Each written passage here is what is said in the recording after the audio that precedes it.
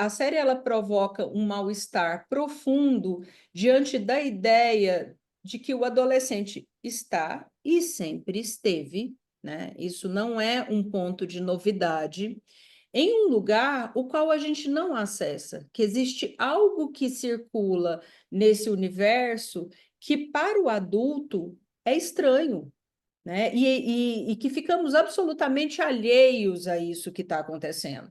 É claro que a gente tem, nesse momento histórico, um atravessamento muito grande de como isso circula nas redes sociais, né? Então, também existe um universo, literalmente, que para muitos ainda é um universo muito distante. O que é isso que acontece do lado de lá do muro? Do outro lado do muro?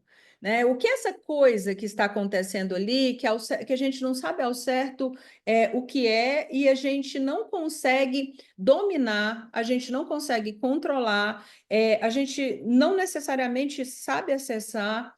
É, e acho que a própria questão da adolescência, especialmente no sentido da sexualidade, a sexualidade do adolescente, por mais vigiada que seja, talvez seja esse lugar do desconhecido para o adulto, e que a série traz isso e joga na nossa cara de um jeito muito violento, né? Porque surge essa questão, ela aparece brutalmente aí, né? De que nós não sabemos o que está acontecendo ali. E o que a gente faz com isso que a gente não sabe. Mas acho que eu vou enganchar com o que você falou desse controle, dessa vigilância e essa tentativa de saber o que está escondido. E como os pais querem fazer isso hoje, eu entendo que tem uma certa hesitação em colocar limites para assim, não se mostrar invadindo o espaço desse adolescente. Ao mesmo tempo, eles acabam também se retirando demais desse espaço. Acho que a série mostra muito bem que o que acontece na vida do Jamie acontece dentro de casa. E tem uma sensação dos pais, aqui ele está seguro, porque ele está em casa, ele está seguro. Mas tem uma falta de presença no sentido de que está acontecendo? Vamos ver uma coisa juntos, me mostra o que você está assistindo, me mostra o que você está vendo. E sem antes de, isso é bobagem de adolescente, isso aqui é besteira. Ou para com isso, vou te arrancar seu celular da mão. Isso vai gerar uma certa. Vai ter uma sensação que não dá para contar com os pais. Eles não me entendem, logo vou. E o adolescente vai fazer, independente dos pais estarem de acordo ou não estarem de acordo, ele vai dar um jeito de ser feito. Então, não é melhor a gente pensar que ele vai fazer com alguma orientação, com algum monitoramento, com alguma supervisão? Vai tirar o celular, vai proibir a internet, e cada vez a gente vai vendo que não é exatamente esse o caminho, mas é o de estar por perto, estar junto, para ele ir podendo dizer o que está acontecendo com ele e não ter as respostas somente também do que vem do conteúdo da internet.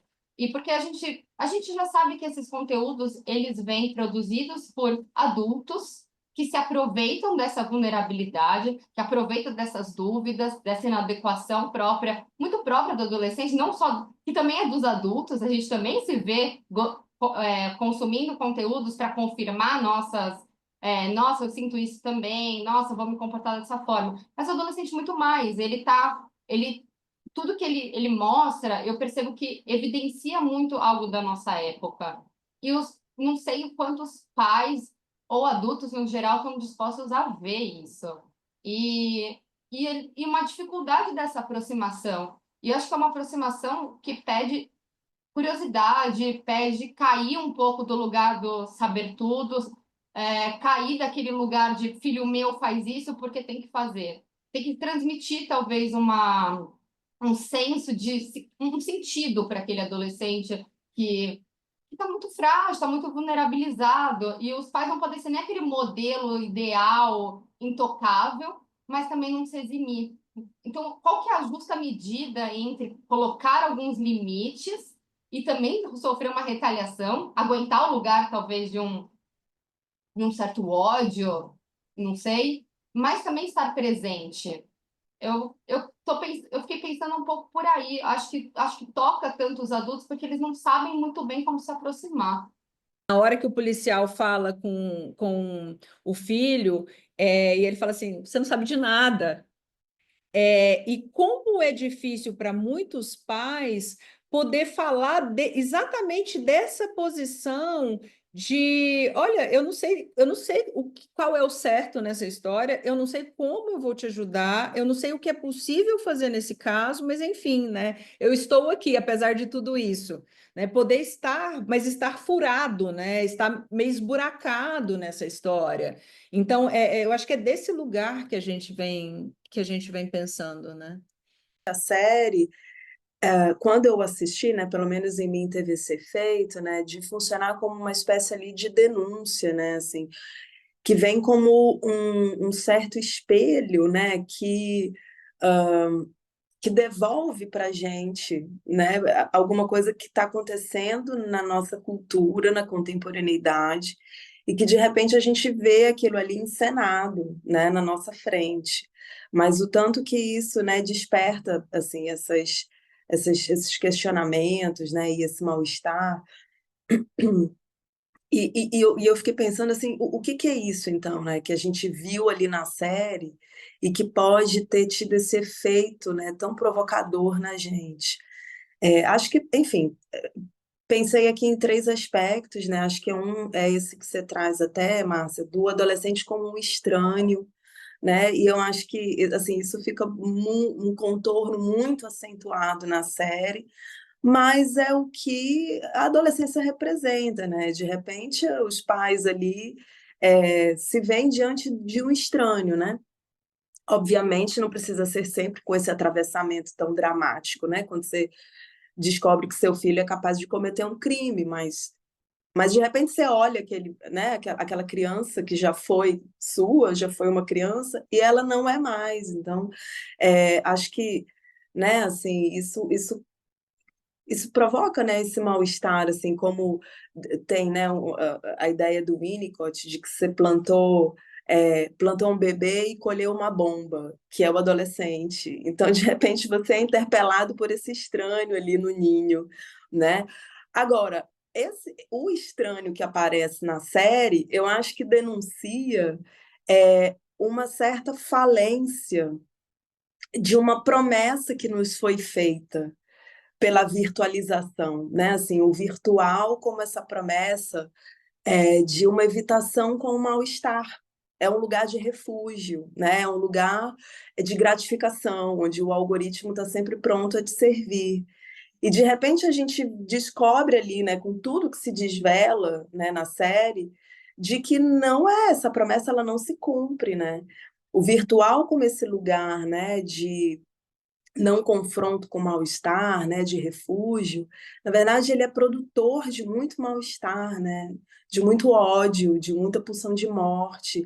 Então acho que isso dá uma rasteira assim nessa promessa que nos foi feita, né, a respeito do virtual, do mundo virtual, como a Marcela falou, né, tá ali no quarto, então tá protegido. O perigoso é a rua, né, mas na verdade não, né, porque surge então e essa é a terceira questão, assim, só para eu finalizar minha fala, que foi que me atravessou muito, né? Na medida em que parece que a série denuncia algo da cultura também, né? De como se dá alguma coisa ali da cultura na contemporaneidade, que eu fiquei pensando assim, quem são os grandes outros, né? Assim, da cultura agora, né? Porque bom, isso é próprio da adolescência, isso não é de agora, né? Que os pais decaiam dessa posição e que outros surjam como modelos identificatórios, né? Mas quem tem surgido como esse modelo nessa cultura da contemporaneidade, né? Nessa era da digitalização, né? Eu fiquei pensando assim nessa figura infame que para mim, né, é uma figura infame do digital influencer, né? É, são esses os novos heróis, né, que não morreram de overdose, como dizia lá na música do Cazuza, mas que encarnam, né, um discurso muito totalitário também, né? E é esse discurso que se apresenta, então, como alternativa, né, a essas novas buscas de modelos identificatórios que o adolescente precisa fazer, né, que não são mais os pais, e é quem? A gente pensando assim, como nesse período da adolescência tem uma reedição edípica, uma reedição de tantas questões ligadas à infância, né? A infância, quando chega nesse período em que há uma abertura da vulnerabilidade, né, do adolescente e dessa busca desses processos identificatórios, assim, quem é que vai fazer referência, quem é que vai participar desse processo identificatório? Parece que é aí que entra justamente a figura, muitas vezes, do analista como sendo quem vai ali escutar enquanto adulto, né, aquele jovem, e que, a partir daí, consegue construir com ele essa, é, essa noção de quais são as identificações que ele está fazendo. Fiquei pensando nisso porque quando eu estava relendo aqui uma, umas falas aqui do Winnicott, né, sobre as identificações patogênicas, alienantes, que elas inevitavelmente, né, em maior ou menor grau, elas vão ficar presentes nesse processo de desenvolvimento e nos elementos maturacionais, trazendo também a ideia, né, do Freud, que em muitos momentos do seu monumento, da obra, né, trata essa identificação patogênica, a ideia de que nesse período em que há uma tentativa de formar grupos, que é ali onde no filme, né, para a gente trazer a questão do filme, teve a noção dele de que ele poderia participar desse grupo incel, de que ele poderia, então, participar desse grupo dos que são excluídos, ele poderia participar desses grupos que não tá dentro dos populares, né, como a gente viu ali nas questões escolares, e que a gente escuta o tempo todo.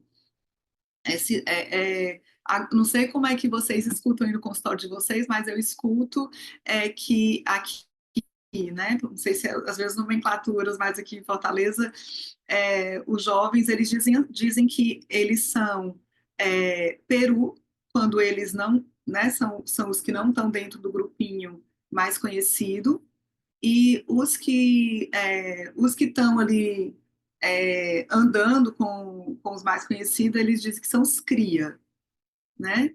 Então, já de muito cedo, eu escuto aqui dos jovens aqui no consultório com 13 anos, já essa nomenclatura, porque fulano é peru, fulano é cria.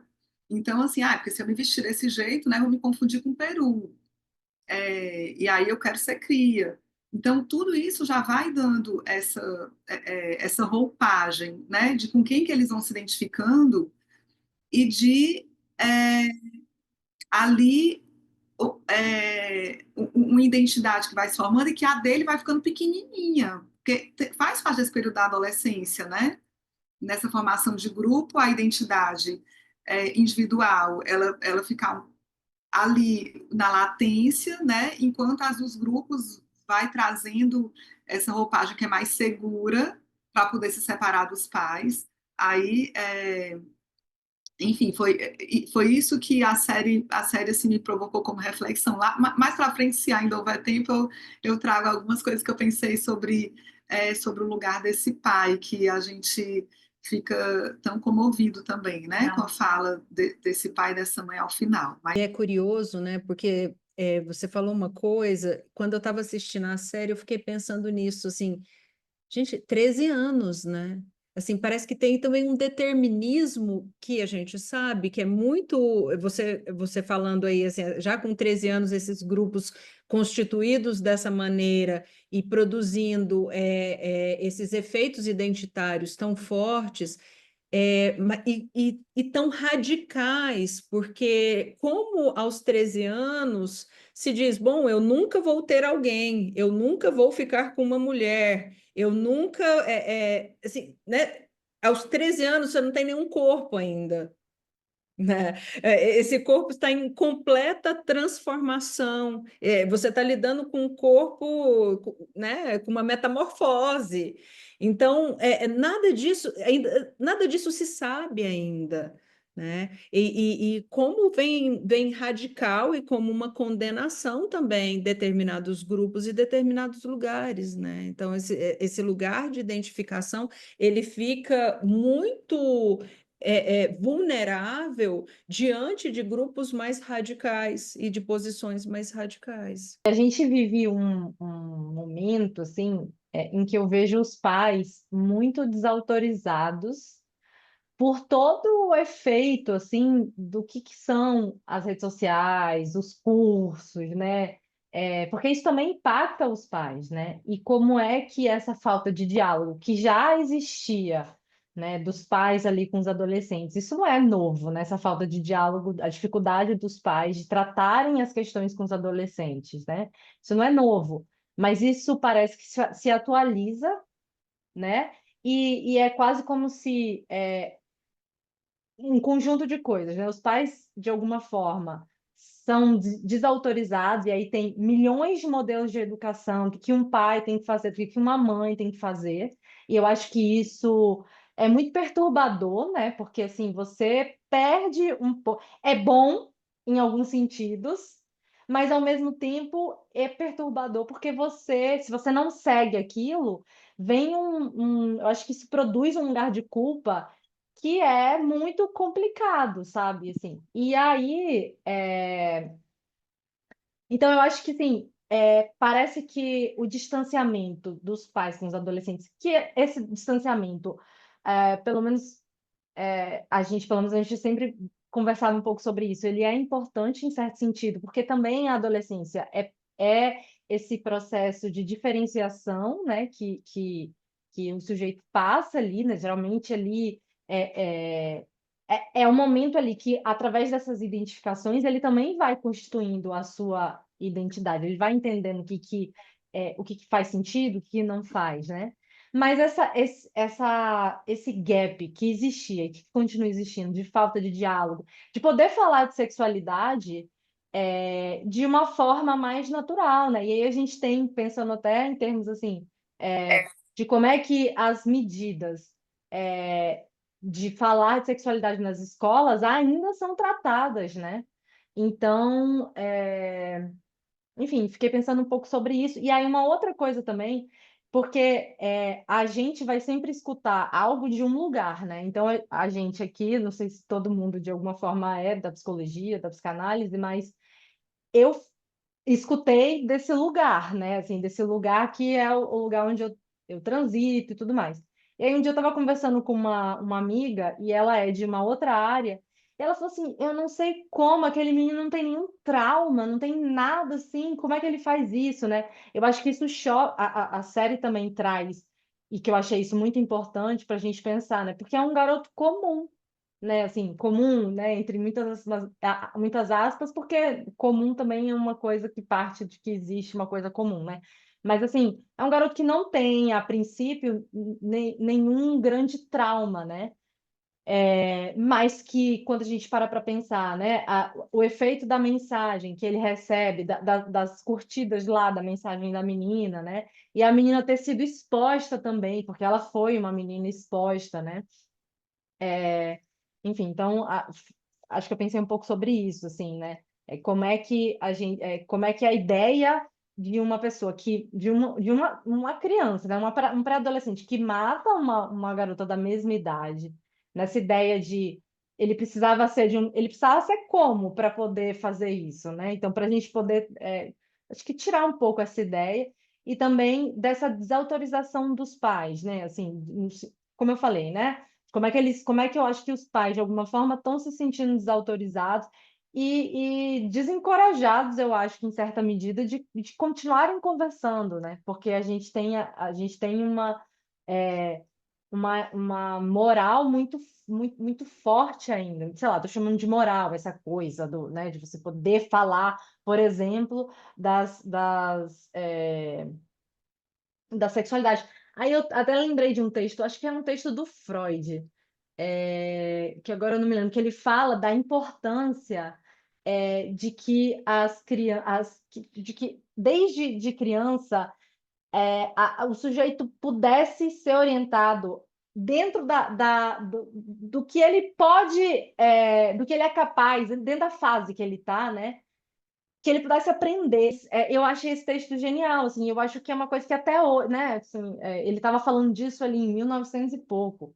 Então, como é que a gente, até hoje, tem dificuldade de tratar desses assuntos, né? Porque o problema todo, pelo menos eu entendo assim, está na dificuldade de se comunicar e de falar de coisas que são muito tabus, né? Ainda hoje são muito tabus. Isso que você fala, né, do garoto comum, que eu acho que foi uma das coisas também que produziu muita identificação, né? Acho que a parte da comoção tem a ver com a identificação das pessoas com esses pais, né? De repente falarem, bom, mas a gente não viu não viu nessa família nada de extraordinário, né? Não tem nada. Ok, a gente pode fazer críticas à família, críticas à escola, a gente pode fazer críticas a várias coisas, porém, não existe nada de tão extraordinário que salte aos olhos.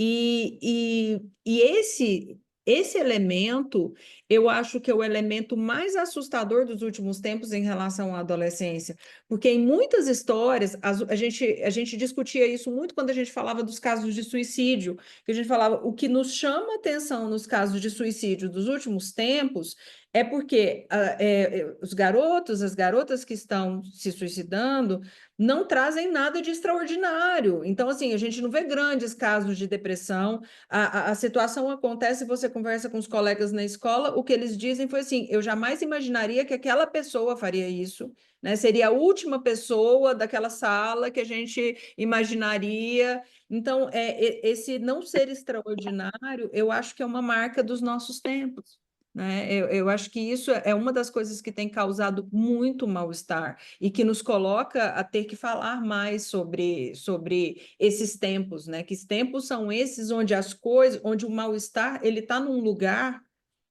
que, se de um lado a gente tem todas as questões de mil transtornos e medicações e tudo mais, mas o mal-estar ele está localizado num lugar em que a gente não consegue acessar, né? Os adolescentes me trouxeram, os adolescentes que eu escuto me trouxeram essa série, assim, né? E uma coisa que me chamou a atenção, assim, que 3 desses adolescentes que quiseram falar sobre a série me perguntaram, mas ele matou de verdade a menina? E sabe o que eu escutei aí? Que, assim, eles ficaram com dúvida. Ele estava ali, se mostra o vídeo, tem todo o desenrolar da série, estava ali. Mas eles precisavam perguntar para alguém, eles precisavam conversar com alguém sobre aquilo ali para confirmar algo. E o que eu escuto é que esse lugar da internet é um lugar muito solitário e que a gente não pode falar com ninguém sobre. Então, assim, os adolescentes que ainda têm um espaço de escuta, eles ainda têm um lugar privilegiado porque tem um adulto ali dando um respaldo de alguma forma, mas muitos não têm, e na família não é um lugar onde, porque as questões que aparecem aqui, as dúvidas que eles trazem aqui é algo como, se eu falar isso para os meus pais, eles vão achar que eu estou com algum problema, eles vão achar que eu quero matar alguém, eles vão achar que eu já pensei nisso, sabe? E não é um lugar onde, por mais que os pais tenham assistido juntos a série, então, assim, muitos desses assistiram juntos, né? E então me veio muito isso, assim, né, desse desamparo e desse lugar solitário mesmo que é a internet, né? E junto com isso, assim, eu vejo, né, e a gente falava disso no grupo, assim, após a pandemia, eu no consultório tenho uma crescente muito grande de adolescentes que buscam atendimento de forma espontânea. Antes eram muitos pais, assim, quero que vá, e não aguento mais, preciso. Hoje os adolescentes buscam, né, dizem para os pais, eu quero ir, quero, né, procuram esse atendimento. E uma das coisas, assim, que às vezes os mais velhos, assim, dos 15 para frente, eles trazem, que esse distanciamento começa ali por volta dos 11. A partir dos 11 algo começa a acontecer e vários, assim, eu tenho isso bem marcado porque aparece de uma forma meio que recorrente, como eles começam a se distanciar dos pais nessa idade, a buscar outras figuras de identificação, vem com o ganho do celular, o acesso à internet, é uma junção de coisas aí, né? Mas é justamente da gente conseguir pensar, né? Aonde que a gente abre espaço e aonde a gente marca presença, né? Enquanto pais, e como é difícil isso, né? Você sabe que eu escutei de muitos adultos isso, essa pergunta do, mas ele matou? Assim, já até no último momento, e depois ficar um eco, assim, mas foi isso mesmo? Isso de fato aconteceu? E eu estava esse final de semana conversando com uma amiga e ela falou uma coisa que também me tocou muito, né? Porque é isso, né? O pai também, não, ele, mesmo vendo o vídeo, ele não acredita, né? E eu acho que é aí que a gente acaba se identificando com essa A posição. questão causa e efeito, né, Márcia? Porque parece que tem que ter uma causa, né? E não tem, né? Exato. Assim, não, foi por causa disso, essa falha na família, o pai fez isso, que fica todo mundo na expectativa. Eu vou dizer que o último episódio eu deixei para assistir no dia seguinte. Mas porque eu imaginava que teria um desfecho outro, assim, eu digo, preciso elaborar um pouco isso, assim, né?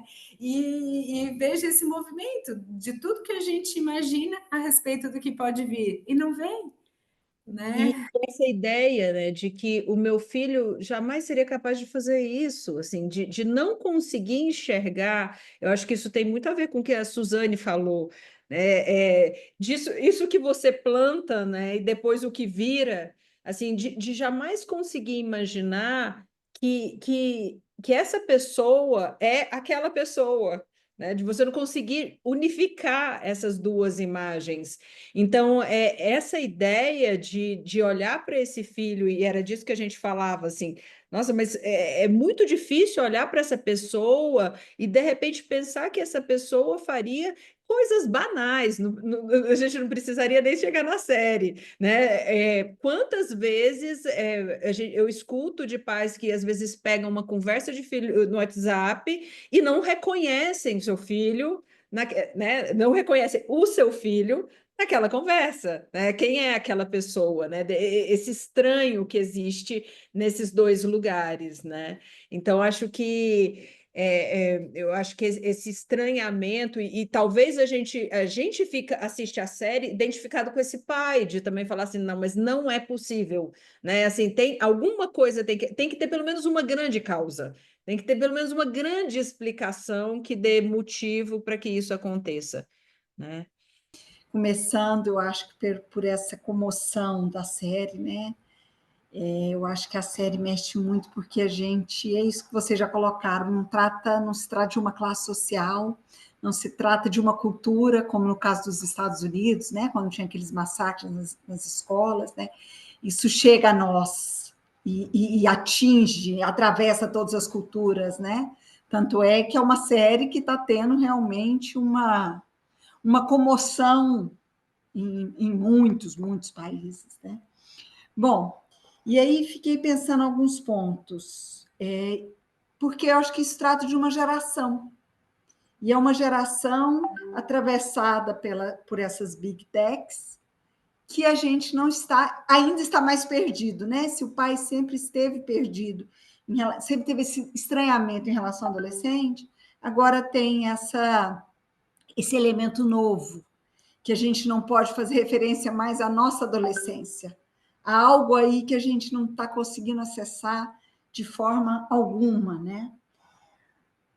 E aí pensar nesse universo infantil, quando vocês falam dessa dificuldade de escuta do adolescente, eu fiquei pensando, quando criança, o universo infantil, tanto que a gente aproxima, como é bom ver o mundo através dos olhos da criança, né? A gente vibra, a gente canta as musiquinhas, mesmo sendo péssima, da borboletinha, da vaquinha, a Mariana conta que é péssima, repetitiva, né? E como a gente é rápido para criticar quando os adolescentes trazem as deles, né? É uma rapidez muito grande, a dificuldade, não sei o que esbarra aí, se é na nossa adolescência, se é sexualidade, né? Mas quando ele chega com as roupas, com o corte de cabelo, com a música, antes de ter qualquer escuta, a gente já se fecha, né? E como é que a gente fez isso de forma diferente, né? Então, esse luto deles também é muito grande, o luto dos pais, do corpo, o luto do filho idealizado também, né? E aí um ponto que eu acho que chama atenção, assim, para a gente pensar, até essa questão para não cair numa culpabilização, é esse cuidado coletivo, né? Quando mostra como a série se organiza, eu acho que mostra muito isso. Qual que é o papel de cada um? Será que os pais não estão muito sozinhos, sem a regulamentação aí das redes sociais, sem... Estamos avançando a passos lentos, mas tem muito ainda que avançar, porque a gente está vendo que tem retrocessos aí também, né, nessa regulamentação. O lugar da escola, né, ele tem uma responsabilidade grande, mas que lugar é esse do Estado? Né? Eu estava vendo que na Austrália eles já estão conseguindo, de fato, proibir o uso de rede social, mas proibir, e conseguir uma implementação de leis para as crianças e adolescentes não terem acesso à rede social, né, até 16 anos. Enfim, a gente precisa disso. Né? Eu fiquei me lembrando da minha adolescência, que era o beber e dirigir, né? A gente fazia isso. Amigos fizeram isso, morreram assim, né? E hoje isso parece superado para os nossos adolescentes. Mas é superado porque teve uma intervenção do Estado, né? O Estado também proíbe, tem lei, vai preso, tem multa, algo que não tinha na nossa época. E o último ponto, que aí eu acho que vocês falaram de diferentes formas aí que foi colocado, essa linha, esse papel tão difícil do pai entre o dialogar e o supervisionar, entre o monitorar e o controlar, entre pôr limite e estar próximo, né? O distanciamento é necessário, é preciso dar um espaço, até que ponto é invasão de privacidade, até que ponto tem um excesso de permissividade, uma ausência grande, um excesso de presença, né? Que eu acho que é o ponto assim nodal para a gente, porque não tem muitos pontos sem resposta, mas esse eu acho que me pega mais. Fiquei pensando no que você falou do não lugar do adolescente, né? Da musiquinha que a criança canta e a gente acha lindo, e o adolescente, quando faz. Como tudo com a adolescência parece ser isso, né? Porque se o adolescente ele está se comportando como uma criança, ele é grande demais para isso. Então parece que não comporta mais a musiquinha, a Mariana canta uma, não comporta mais naquele corpo essa musiquinha. Mas em contrapartida, quando ele tenta ser adulto, quem que ele está pensando que é para falar desse lugar? Então ele fica num espaço porque não existe como é ser adolescente. Né? Existe como é ser criança, existe como é ser adulto, mais ou menos, né? Supostamente existe como é ser adulto, a gente também não sabe muito bem como deveríamos ser, mas esse lugar da adolescência ele não é desenhado. Então parece que qualquer coisa que for colocada aí não serve para lugar nenhum, né? Porque se ele não se submete, ele precisaria se submeter. Se ele tem autonomia, ele teria que obedecer. O que resta também, né? Ele não pode falar de lugar nenhum, né? Aqui nesse livrinho da adolescência do Caligares, Uhum, sim. aí tem uma passagem que está falando justamente sobre isso, né, que você trouxe. Eu posso ler a curtinha. Ah, O adolescente se olha no espelho e se acha diferente. Constata facilmente que perdeu aquela graça infantil que em nossa cultura parece garantir o amor incondicional dos adultos, sua proteção e solicitude imediata. Essa segurança perdida deveria ser compensada por um novo olhar dos mesmos adultos que reconhecesse a imagem púbere como sendo a figura de outro adulto, seu par iminente. Pensando assim nas saídas disso, porque às vezes a gente problematiza e pensa assim, qual seria a saída disso? Tá, a gente não vê mais a criança, não consegue enxergar o adulto, então o que que a gente vê, né? Então, o Caligares, ele sugere aqui, né, de reconhecer essa imagem púbere. Ora, esse olhar falha, o adolescente perde, ou para crescer, renuncia. a segurança do amor que era garantido à criança, sem ganhar em troca outra forma de reconhecimento que lhe pareceria nessa altura devido. Certa vez também eu já escutei de um psicanalista que não estou lembrando, mas que ele diz o seguinte, no setor racial, que ele diz assim, que a gente também tem muita dificuldade de se haver com esse adolescente por conta de questões do adulto, da época da própria adolescência desse adulto, que causa desconforto também, às vezes até horror.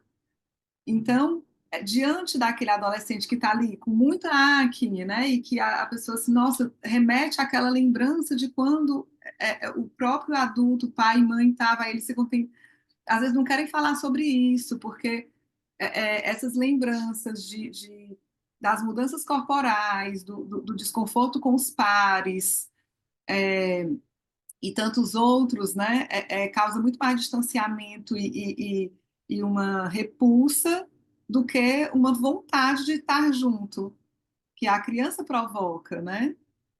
Independente, né, a série eu acho que é extremamente necessária. Eu espero que apareçam outras possibilidades de vir à tona em formato de seriado, filmes, enfim, porque eu acho que foi realmente uma parada obrigatória em todos os espaços, né, de fala, seja nas escolas, para a gente repensar, né, repensar essa adolescência tão assustadora para todos nós, né? Então, até na clínica, quando alguém diz, tu atende adolescente, vixi, né, assim, essa clínica, né, assustadora até para os nossos pares também. Então, eu acho que a princípio, é super necessário, eu acho que vem aí escancarar muitas questões mesmo, que a gente fica até pensando mais a cada vez que a gente escuta ou que a gente conversa, né, que é o que está me comparecendo aqui, outras questões que eu fiquei pensando também, mas esse temor tão grande dessa fase, né, desse momento específico que ninguém sabe de fato, porque muitos de nós, na nossa geração, também não conseguiu vivenciar, né? Eu me lembro, eu vejo quando as mães de adolescentes comparecem e dizem, mas eu não tinha diálogo com meus pais, e continua sem ter com os filhos, né? Então, assim, ao mesmo tempo, as descobertas à época eram era experimentando, né? E hoje nas redes, ainda não é também nesse contato com os pais. E eu fiquei pensando muito nesses adolescentes encapsulados mesmo, né? Desconectados de fato, de tantas coisas. Eu tenho adolescente que me chega com fone, escutando um sem fone e outro com fone, né? Assim, como se tivesse, eu preciso permanecer aqui, estou em dois, que realmente é o contexto deles, estou em dois cenários, né? Em dois lugares, fazendo escutas diferentes. E eu fico pensando, assim, nesse apavoramento desses pais, que muitas vezes até fragilizam esses filhos, como, ele está chegando na adolescência, até se antecipando, e eu estou já encaminhando, porque eu sei o que vai vir por aí, né? Ou até mesmo no próprio seriado, essa desconexão, assim, sabe? Você vê uma desconexão com os pais, né, daquele garoto, com a escola minha, né, claro, é uma escola, cara, bem, tem uma caricatura ali de uma escola, talvez, né, enfim, mais é, é, desgarrada, mas a gente vê nas nossas escolas aqui em Fortaleza que a época da adolescência é a época que mais se exige do adolescente, porque a gente em Fortaleza tem um movimento muito forte das turmas especiais. Eu vejo assim garotos de 13, 14 anos com olheiras, sem dormir, estudando, assim, né, se preparando para o ITA, para esses concursos, assim, com 14 anos, já no preparatório. Então, a gente vê essa época muito sofrida desses adolescentes que talvez nem param para pensar nessas vivências outras. Então, eu tenho um adolescente que tem uma sobrecarga tamanha de estudo, né, que não me conta, assim, como a gente fala, né, um babado da escola, uma fofoca, não traz, assim, nada, porque eles estão ali nesse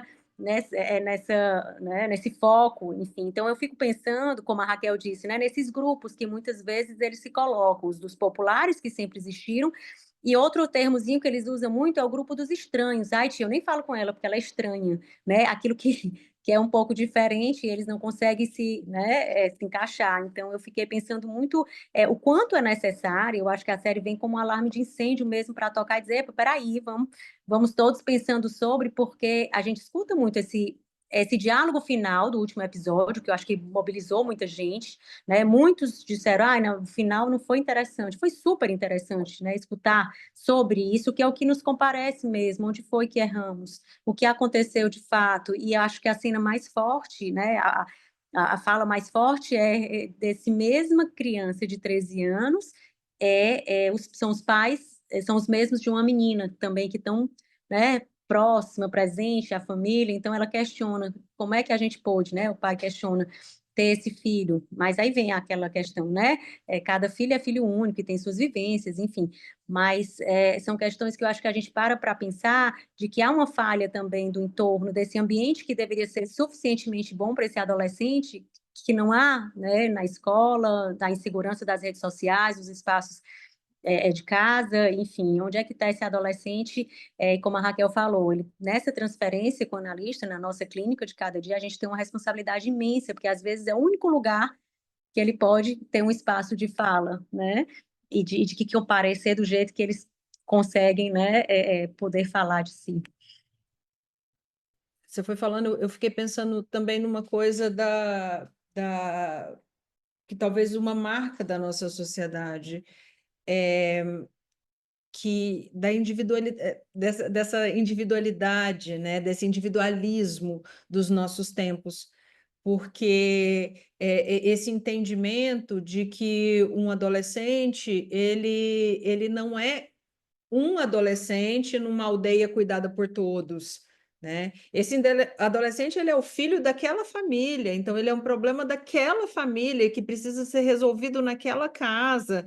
E de preferência que coloquem uma placa na porta e cerquem a casa caso aquilo dê problema, para não ter uma coisa meio de contágio, né, gente? Como se fosse assim, se a gente cercar a propriedade, colocar uma placa na porta falando que aqui mora um assassino, aqui mora um pervertido, aqui mora qualquer pessoa, como se o resto da sociedade tivesse limpo, né? Uma ideia meio de higienização, assim, como se o resto tivesse limpo, intocável e não tivesse nenhuma questão a ver com isso. Então, eles estão aí fazendo tudo isso nas redes, mas eles também estão a serviço de algo que eles sequer desconhecem, né? Existe algo muito maior por trás deles, né? Existem adultos, existem sistemas, existem coisas muito maiores por trás de tudo isso que estão produzindo um sistema.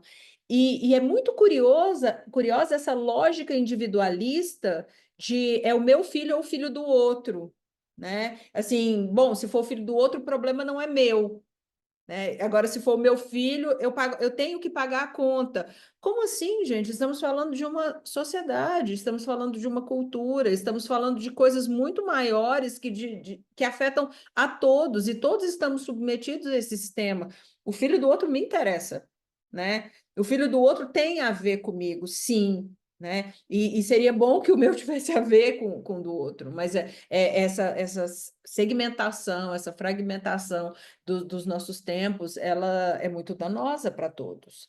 Então, meu comentário vai muito nessa linha que você levantou agora, Márcia, também em função do comentário da Clara, quando ela fala sobre esse comentário de, nossa, mas esse menino era um menino comum, né? Ele deve ter sofrido algum trauma, porque toca numa coisa da série que me emocionou muito, que é aquela cena, acho que no último episódio, quando a família está indo para aquela loja e o pai e a mãe começam a contar como eles se conheceram. E o pai conta daquela situação meio ridícula que ele viveu naquela festa com 13 anos, exatamente a mesma idade do menino, né? Que ele usou um sapato lá que fazia ele escorregar, e ele cai, sangra, e ele fica um mês, né, sendo meio zoado dentro da escola, e ele consegue navegar por aquilo com humor. E aquilo me tocou bastante porque eu fiquei pensando numa questão social, dos recursos que o adolescente tem em cada tempo, em cada cultura, em cada grupo, para lidar com aquilo que é da angústia da sua própria vivência, né? Assim, aquele menino, o Jamie, estava sendo zoado, né? Estava sofrendo, e o recurso que ele encontrou foi a violência. né? E o pai dele viveu uma situação um tanto correlata ali, de também ser zoado pelos colegas, né? De também ser ridicularizado, mas ele encontrou uma outra via. E do ponto de vista da comunicação, eu acho que não é por acaso que o roteiro coloca os dois com a mesma idade, né? São os dois meninos da história, né? O pai e o filho, com desfechos completamente diferentes ali. O que me faz pensar nessa questão social, cultural, histórica e também política que você toca no seu comentário de agora, né, Márcia? Existe um projeto político que constrói esse sistema que leva adolescentes hoje a terem recursos tão empobrecidos para lidar com seus afetos, com as suas angústias e passarem a atos tão violentos com tanta facilidade, né? E isso me chama a atenção no sentido de que acho que teve alguém que falou bem no início, né? Acho que foi a Marcela, no sentido de os pais hoje não se autorizam a falar, né? Sim, os pais não se autorizam a falar, isso tem uma raiz, tem uma história, mas nós estamos vivendo num tempo e estamos imersos num sistema em que existem outros adultos em contato com adolescentes, com interesses políticos e econômicos muito definidos, se autorizando a falar muito assertivamente, né? E estimulando esses adolescentes a passarem a esses atos, né, de muita agressividade, né, sem oferecer outras vias, outros recursos de lida, né, com seus afetos, com as suas angústias, sem nenhum interesse em apresentar outras formas de lidar com as relações interpessoais que não seja, por exemplo, pela via da agressividade. E aí eu me lembro, né, a minha clínica não é uma clínica de adolescentes, mas eu atendo poucos, e aí me lembro dos meus momentos de supervisão dos adolescentes que eu atendo, porque eu atendo majoritariamente adultos, né? Então, atender adolescentes é uma coisa que eu faço com muita supervisão, com muita atenção, porque não é uma prática muito frequente para mim. E de ouvir da Leiliane, de você em alguns momentos, esse lembrete que eu acho que é muito importante, assim, por mais que pareça óbvio, né? De lembre-se que eles estão em formação. Lembre-se que algumas coisas eles não sabem e que eles precisam, que a gente, nós como adultos, né? Acho que o papel do analista com o adolescente nós somos adultos ali, talvez nos caiba ali ser um tanto aqueles que apresentam a possibilidade de outros recursos de manejo de angústia, das dificuldades próprias da vida, das dificuldades das relações, porque especialmente aí talvez colocando um parêntese aí, nesses tempos em que existem outros adultos fazendo isso de uma maneira estrategicamente, politicamente perversa, né? Que eu acho que é isso que a gente está vendo aí, que eu acho que a série denuncia mesmo, né? Existe um projeto político no qual as Big Techs estão inseridas, né? Que é um projeto fascista mesmo, violento, autoritário, que utiliza os jovens, os adolescentes, talvez eu esteja soando muito apocalíptica aqui, mas eu acho que passa por aí mesmo, utiliza os adolescentes, né, como objetos mesmo desse projeto e passa por uma instrumentalização dos afetos, da angústia deles, é, como forma de construir violência, sabe? Nossa, é isso, né? Se os pais não falam, existe um outro adulto que fala, né? Para estar nesse lugar, assim, de poder falar, é preciso também suportar o ódio do adolescente, né? Suportar ser o alvo do ódio do adolescente, né? Dos pais poderem sustentar esse lugar, de escutar desse adolescente, eu te odeio, né? E poder, apesar disso, manter-se nesse lugar, né? Não abandonar esse lugar, apesar do ódio que vem do adolescente. porque como isso tem um efeito fundamental como processo de formação, né? De saber que esse outro não vai se destruir diante da minha fragilidade, diante do meu ódio, e não se submeter, evidentemente, né? Um suportar, né, que sustenta determinadas coisas, que sustenta determinados limites, é claro, mas poder ocupar de fato esse lugar, porque esse lugar anda frouxo, né? Porque os pais estão muito amedrontados também, né? Eles estão muito inseguros em relação ao que eles podem ou não fazer, em toda essa história. Aqui uma coisa que vai se falando muito sobre o momento que a gente vive, que tem uma diminuição da tolerância ao sofrimento. Mas aí me fez pensar que isso traz uma culpabilização do indivíduo. Na verdade, a gente está vendo uma produção desses conteúdos que tem um imperativo da felicidade, de que não se pode sentir, de que não se pode sofrer, que se você está triste por 2, 3 dias, você já está depressivo, você já precisa ser medicado ou anestesiado, mas a gente esquece, aí a gente volta a pensar o que a gente estava falando. Por que tanta culpa nesse sujeito? Quando esse sentimento de precisar estar feliz está sendo produzido por uma sociedade que é imediatista, que quer recompensas imediatas, com essas promessas o tempo todo que a gente vê, seja das TikTokers colocando a rotina fitness delas, que elas acordam 3 da manhã e às 10 da manhã elas já fizeram tudo, elas já meditaram, elas já malharam, elas já tomaram shake, elas já fizeram tudo isso. E elas estão ótimas, elas estão felizes, elas não sentem sono, elas não estão cansadas, depois elas fazem medicina, depois acontece tudo isso. E a gente vai entrando nessa angústia, e os adolescentes mais ainda, e vão se calando, porque eles não podem mostrar também toda essa fraqueza, eles precisam estar acompanhando tudo isso que eles assistem.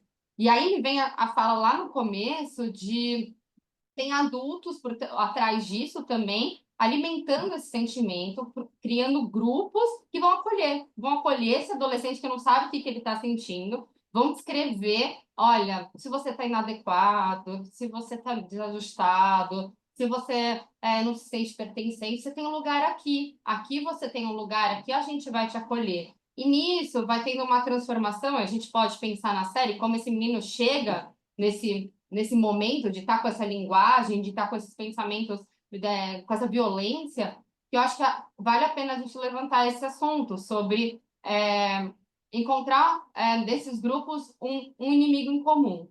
E o inimigo em comum, nesse caso, acaba sendo as mulheres. A menina que rejeitou, ela não merece ser bem tratada.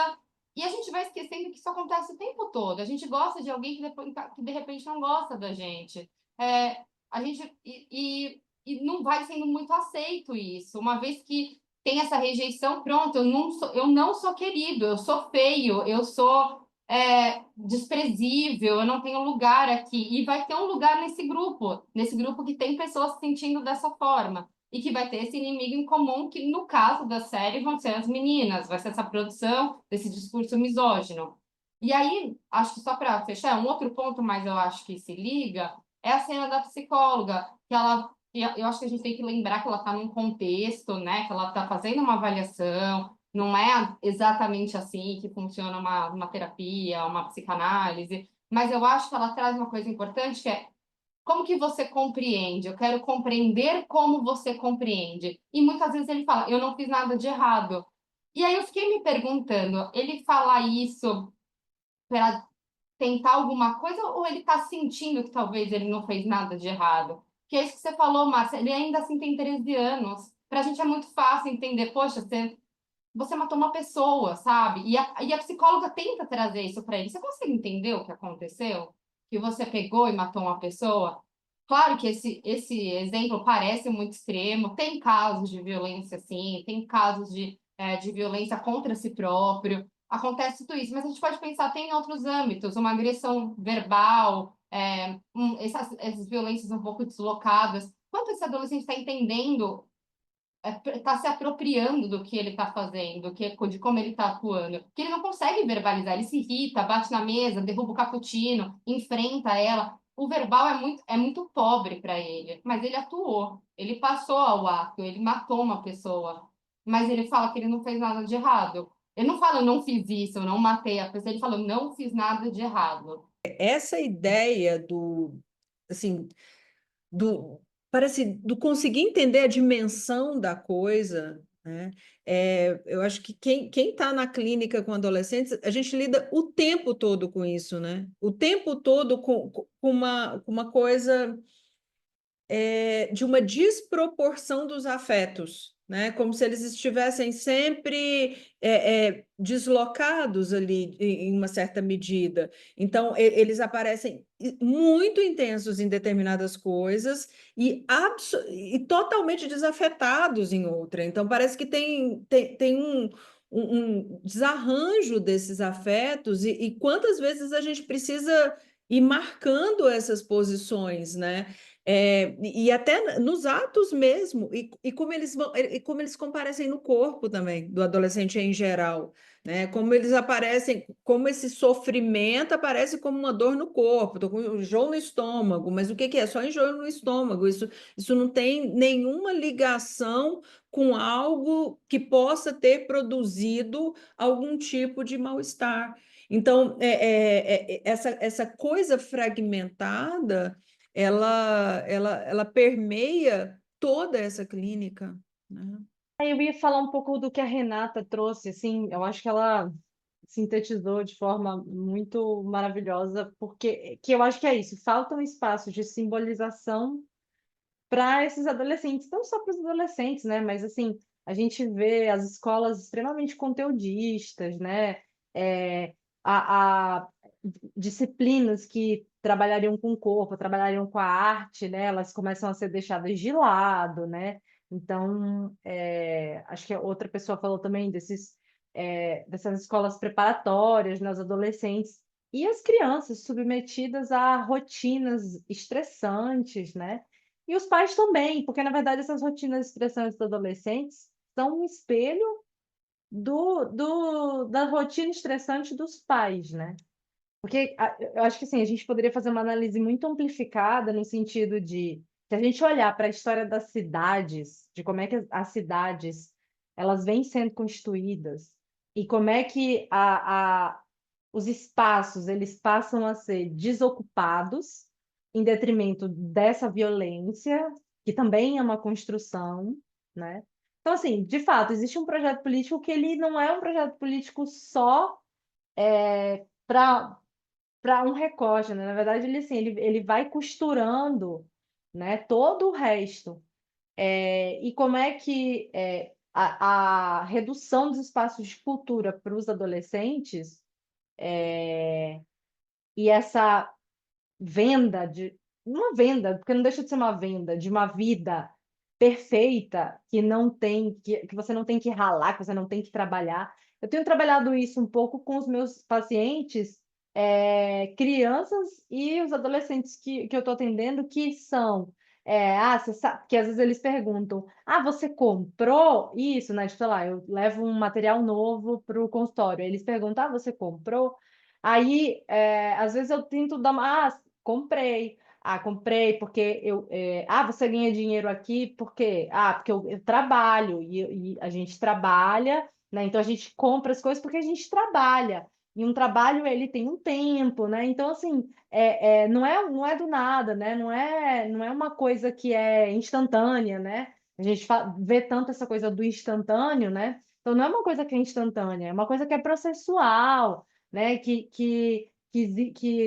É, existe, às vezes, é porque hoje eu atendi um paciente que a gente fez uma escultura com cola, papel, água, e a gente agora está esperando secar essa escultura, né? Então, assim, você tem que esperar as coisas acontecerem também, né? Então, dessa coisa processual. O texto que eu comentei, eu joguei aí no chat, e aí, eu posso ler só essa parte que o Freud fala, ele fala assim, portanto, a curiosidade da criança nunca chegará a um alto grau se ela encontrar satisfação correspondente em cada etapa do aprendizado. Porque o que ele está falando é a criança ela quer saber, né? Ela tem curiosidade. Então, se ela tiver a oportunidade de aprender, né, de acordo com essas etapas do aprendizado, e voltando ao que eu tinha falado sobre como é que a gente aprende sobre sexualidade, né? Então, enfim, seria incrível se a gente pudesse oportunizar mesmo esses espaços, né? Espaços não só do adulto falando, mas o espaço de escuta, como é que a criança vai entendendo, porque eu acho que é esse o ponto, né? Como é que a criança vai entendendo, como é que o adolescente entende isso. E que eu acho que é o trabalho que, assim, eu particularmente amei o episódio da psicóloga, porque eu acho que ela faz um trabalho muito incrível, assim, até tem um momento ali que ele pergunta se ela gosta dele, né?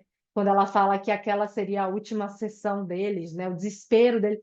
E aí isso surgiu nos meus grupos de, eu acho que faltou ali ela ser acolhedora. Eu falei, cara, eu acho que não, acho que ele, não era sobre isso, né? Ele precisava entender o ato dele, ele precisava entender, ele precisava se responsabilizar e, bom, ele fez aquilo muito cedo, então de alguma forma ele precisa se responsabilizar também muito cedo por aquilo, né? Reconhecer nesse ato, né? Eu acho que isso é o mais forte, né? Se reconhecer nesse ato talvez seja a grande questão para você fala a questão do tempo, achei lindo isso, né? De você fazer o desenho e esperar o desenho secar, né? Essa imagem é belíssima, porque eu acho que também entender um ato é você entender a dimensão desse ato, né?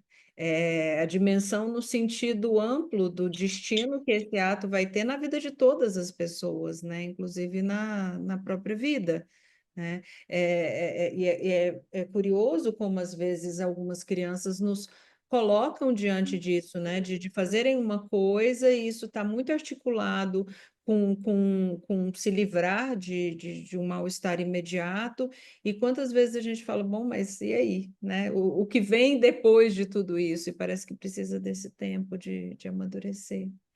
É só reforçar o ponto que a Renata trouxe, né, desse projeto político, a Márcia trouxe também, e aí depois as colegas foram falando, a Marcela, a Clara, dessa sociedade, né, do neoliberalismo que vem impondo essa necessidade de produtividade de desempenho, né? Como é que isso chega para as crianças, né? Numa sociedade do espetáculo que você tem que desempenhar e precisa de ter uma performance, né? Diante do outro. Eu acho que é um ponto que a gente realmente não pode deixar, né, passar. E no início, Márcia, você disse um ponto que eu acho que vale a pena a gente retomar, né? Você falando do estranhamento das famílias quando pega o celular do filho e não reconhece, né, o filho. Nossa, mas ele xingando, nossa, mas esse é meu filho. Eu fico pensando na necessidade mesmo dessa supervisão, de não deixar o filho sozinho no quarto, de pegar esse celular, porque muitas falas vão sendo naturalizadas, vão sendo banalizadas, e talvez era algo que a gente podia aproveitar para aproximar e para dialogar, né? Xingamento, ou fala que às vezes a gente vê, menina, outro dia um adolescente comentava que chamou a menina de gorda, vai para casa, você não vale nada. Isso passa, porque eu falei na internet, é terra sem lei, ninguém vai saber, não dá em nada, né? Eu acho que aí são oportunidades, quando você fala, são coisas banais. São coisas banais do dia a dia, que aí todos estão, imagino, adolescente de uma maneira ou de outra, e que aí precisa do adulto.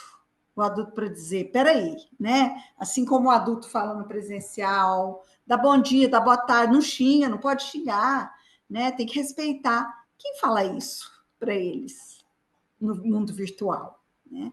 Então, eu acho que é algo aí para as famílias estarem muito atentas, né? Porque uma borda, uma mínima borda, que é lógico que não vai ficar dentro dela sempre, mas que diga também que tem alguém olhando por você, né? Isso.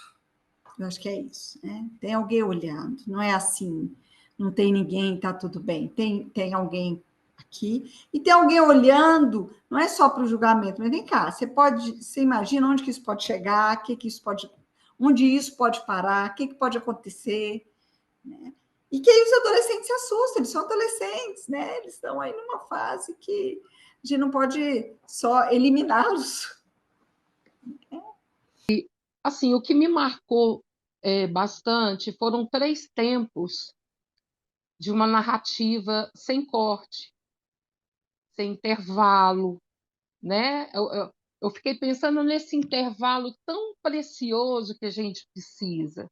O intervalo da escola, o intervalo na casa, que você possa conversar, né? E o que mais assim me chamou a atenção foi o tempo dele quando ele foi colocado dentro da viatura, a sonoridade de um relógio, de um ponteiro, né? Marcando esse tempo e ele convocando esse pai, né? Nessa angústia, né? Em que momento, né? Nesse momento trágico que ele foi se dar conta, né? Desse desamparo, né? E mais para frente também, eu vi outros adolescentes, né? Porque a gente ficou muito nessa figura emblemática, mas tem o filho do policial, né?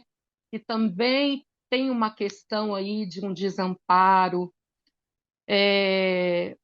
e tem a filha, né? A irmã dele também, que eu vi uma apatia, né? Quando ela foi falar do vínculo amoroso dela, você não via expressão, né? Uma apática, né?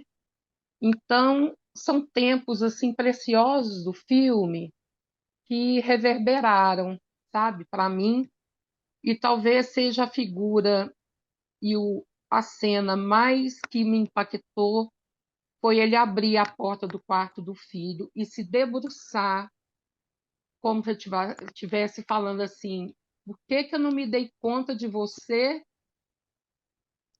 há mais tempo, né? Então ele pega aquele objeto simbólico e agarra, né? Então acho que foram 3 tempos assim para mim que foram bem marcantes, né? Essa questão de uma fragilidade dessa família, né? Não vou falar de desamor total, mas talvez de uma falta, talvez, de cuidado numa escuta, de uma presença. Sabe? É isso. E ficou mais forte. De alguma maneira, cada um lidando com as suas coisas, é essa a imagem da solidão, né?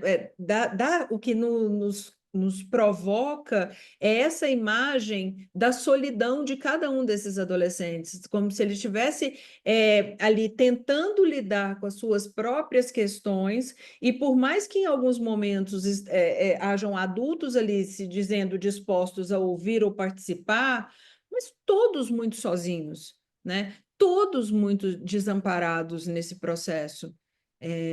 Então, talvez o que fica para a gente, e acho que um pouco do motivo de ter convocado tanto para falarmos dessa série, né? Porque a série, a gente termina com mal-estar no estômago e com aquela, falando assim, gente, eu preciso falar sobre isso com alguém, né?